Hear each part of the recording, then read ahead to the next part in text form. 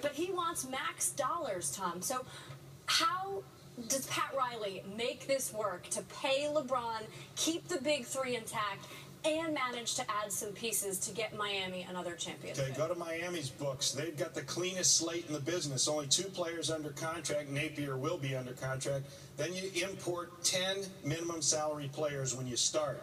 So with LeBron, if he wants his full max, he's going to get it. It's going to be close to $21 million. Bring him in. This is what cap room we have left. Now's when it gets tricky, because you got to say to Chris Bosh, who got you those championships, you come off of what you're entitled to, that same number. How far? We're going to tick you down. Let's say he takes $16.5 million, somewhere in that range. Now you go to the heart and soul of your team for over a decade, brought you championships.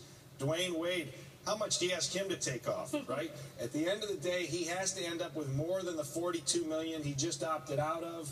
Let's start him at 14. Nah, go down to 13. He's a good guy, a team guy. Now we're into this $6.4 million worth of space.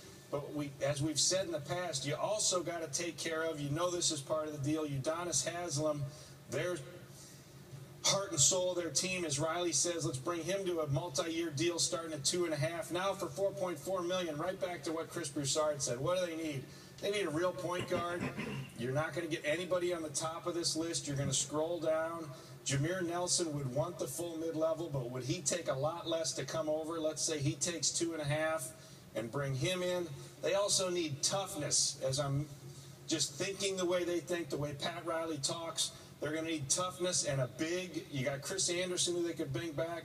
Maybe Emeka Okafor takes a lot less. I'll say a guy like Chris Humphries takes less. If I came to $3 million, will it work? It's close. It's within $100,000. That's how they'll round this thing out, depending on how much flexibility they get. Tricky.